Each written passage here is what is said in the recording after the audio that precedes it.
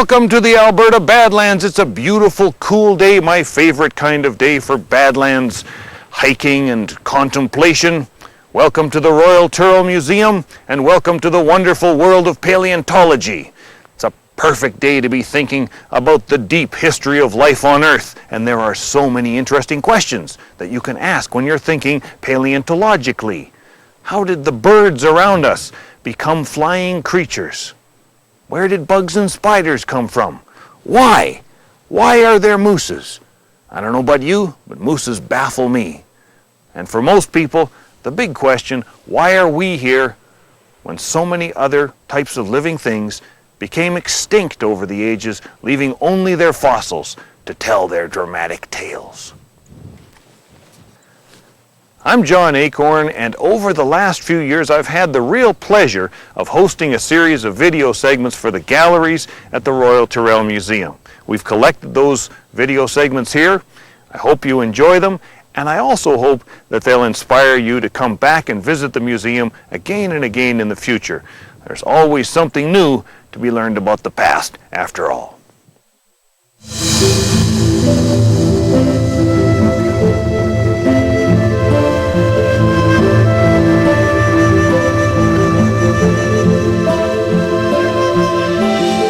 The fossil I'm looking at here is from the Burgess Shale in British Columbia, and it's one of the most paleontologically important specimens ever found.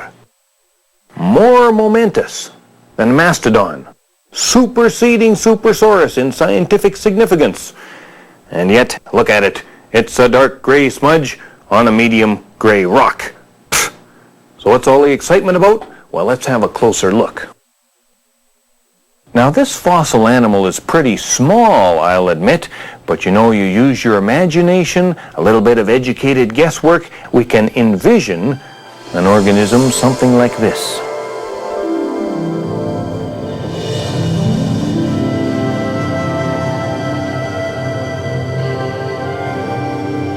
"500 million years ago, the seas were filled with strange creatures.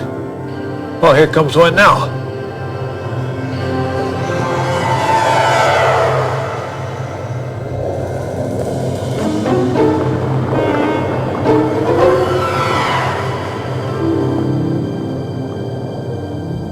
And from time to time, something unexpected would happen. Whoa.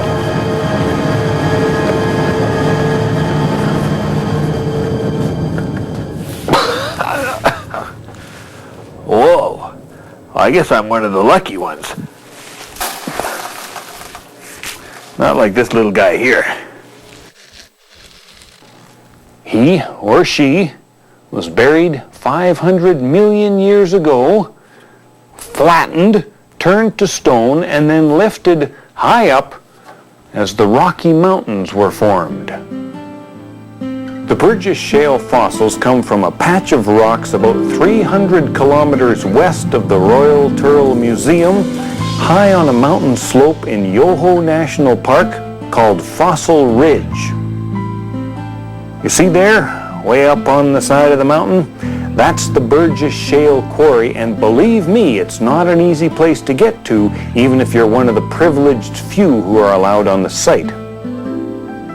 500 million years ago, the rocks up there were on the bottom of the sea. The mudslides that buried hundreds of small marine animals preserved them in amazing detail.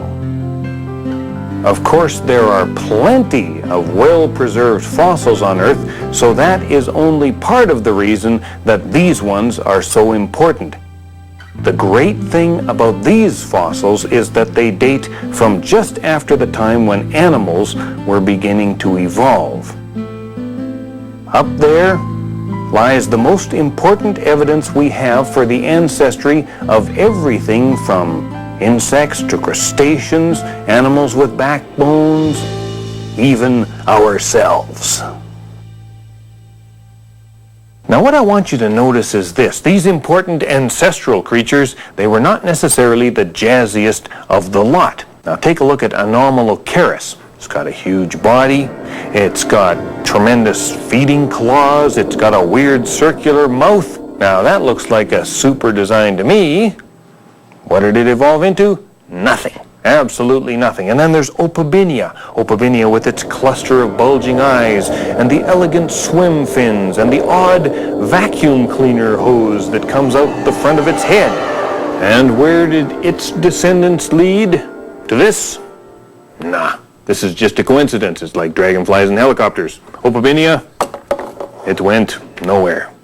Now, from other fossils in other places, we can tell that there was a great extinction sometime after the Burgess Shale fossils were formed. And in that extinction, many of these wonderful creatures died out forever.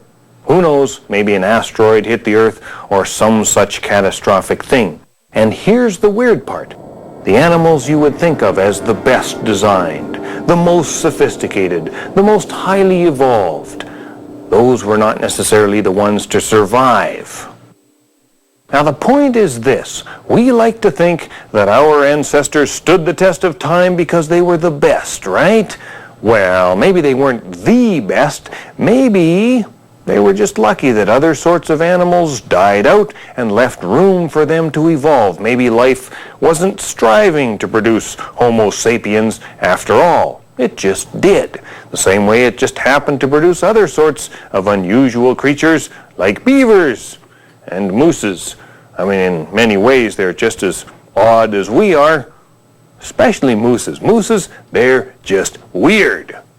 Life wasn't striving to produce people, and it wasn't striving to produce mooses. It just did, and there you go. Now, this is really deep philosophical stuff, isn't it? That's what the Burgess Shale is telling us. The history of life is based on two things. First, you survive if you, and especially your ancestors, are good at what you do. And second, from time to time, things happen that are impossible to predict, impossible to prepare for, and then, in order to survive, you just have to be lucky. Yeah, that's it. I mean, no matter how good you are at what you do, there are some things you just can't prepare for. They're life's little catastrophes.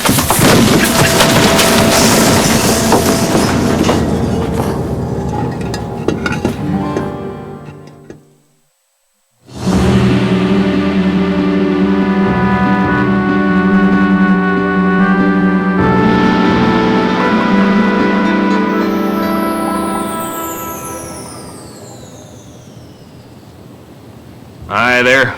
Say, did you know that dinosaurs did not live in the sea? It's true. This is not a dinosaur.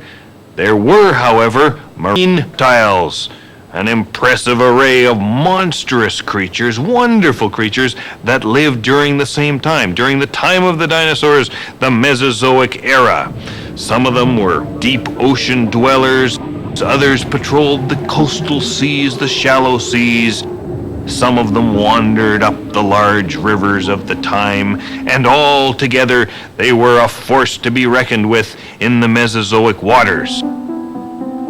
Now, one group of marine reptiles that lived alongside the dinosaurs was the sea turtles, related to sea turtles that we find in the ocean today. I love watching sea turtles swim because they fly through the water with their wing-like legs.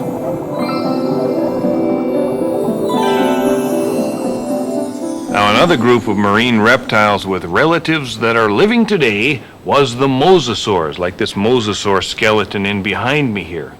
And mosasaurs, well, they were essentially just big monitor lizards. This is a monitor lizard in my hand here. Great big monitor lizards with legs that had become flippers instead of just regular lizardish legs like this guy has. When mosasaurs swam water, they didn't fly like sea turtles. Instead, they sculled with their long paddle-like gills and their elongated. I'll give you a demonstration here. Sculling through the water. The third and most famous group of marine reptiles was the plesiosaurs. And the plesiosaurs, well, they had wing-like limbs, flippers, that they used to fly through the water the way sea turtles do. Plesiosaurs had sharp teeth for catching fish, and the last of the plesiosaurs became extinct at the same time that the last of the dinosaurs disappeared. But before that, had been plesiosaurs of one or another on Earth for about 140 million years. Now, the fourth main group of marine reptiles was the ichthyosaurs, literally the fish lizards, although they were neither fish nor lizards. In fact, most of them looked a lot like living dolphins and porpoises. And this resemblance, well, it's the result of a phenomenon that biologists call convergence, where dissimilar, distantly related creatures evolve to resemble one another simply because they're living the same lifestyle. Now, of course, the tail of a dolphin goes up and down when they swim, whereas the tail of an ichthyosaur like this one would have gone side to side. But still, they are remarkably similar. Dolphins have much bigger brains, but sometimes having a big brain is not the only way to make a living. Hey, I should know to do this, aren't they? Now, did you know, speaking of dolphins, that the largest member of the dolphin group, the toothed whales, is the sperm whale? It can grow to 20 meters in length, and it can weigh as much as 45 tons. Now, amazingly enough, the largest ichthyosaurs were even bigger. Look at this thing. This huge skull was unearthed near Pink Mountain in British Columbia by a team from the Royal Tyrrell Museum, and the entire ichthyosaur that it came from would have been more than 23 meters long. The skull alone, and all you're looking at here is the back part of the skull alone more than 6 meters long. That's not only an animal that was bigger than a sperm whale, it was as big as the largest of the baleen whales, whales humpback and so on, and certainly bigger than the biggest dinosaurs. So what do you think? They may have been dinosaurs, but the way I look at it, these marine reptiles were fantastic creatures nonetheless. And if there was one alive today, let me tell you, I'd be the first one to go see it.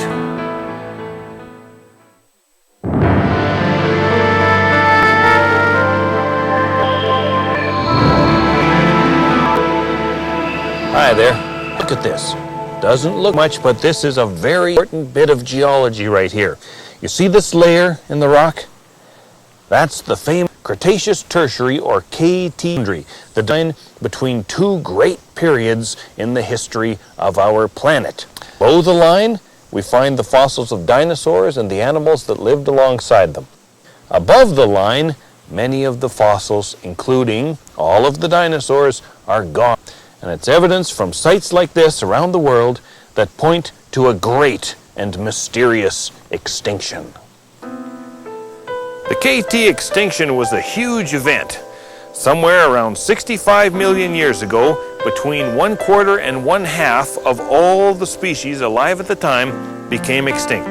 The dinosaurs disappeared, and with them almost all of the larger animals, except for a few crocodilians and turtles, and a great variety of the smaller animals too.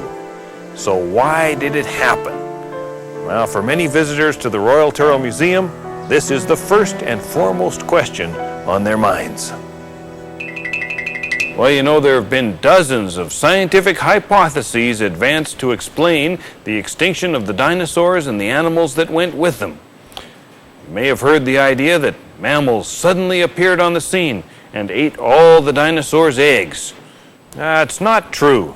Mammals arrived on the scene about the same time as the earliest dinosaurs, and they had 150 million years to eat dinosaur eggs before the dinosaurs went extinct.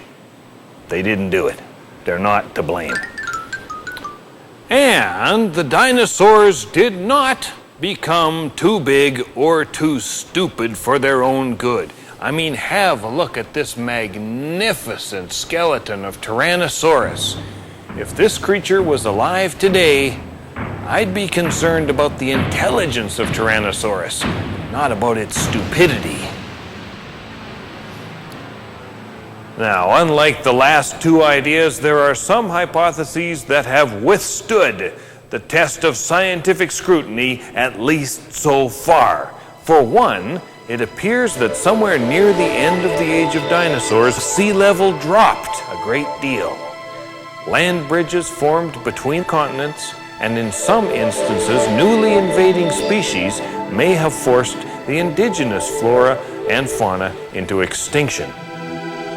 Coastal wetlands and shallow seas over the continental shelves may have disappeared, and with them, the habitat for plants and animals that depended on those environments.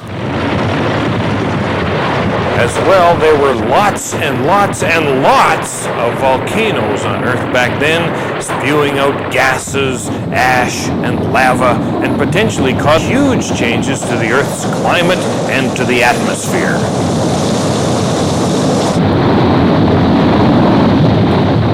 And finally, there was the big one, an extraterrestrial impact. In other words, a huge chunk of rock, an asteroid or a meteorite, what have you, collided with the Earth off the coast of the Yucatan Peninsula in Mexico.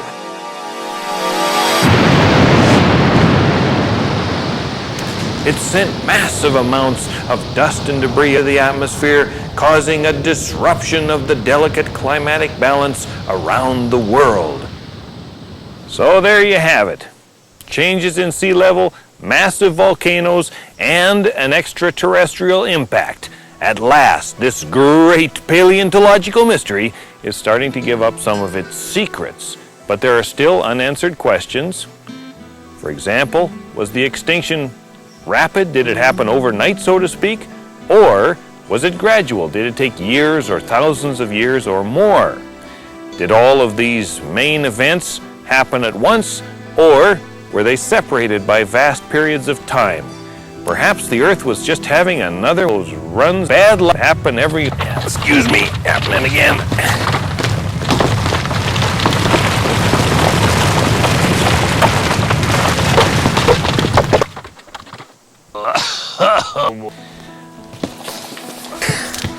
That's over. A minor geologic event and a near-birth extinction, thus adding a new page to the story of life. Just as major geological events and major extinctions have added entire chapters to the history of life on Earth.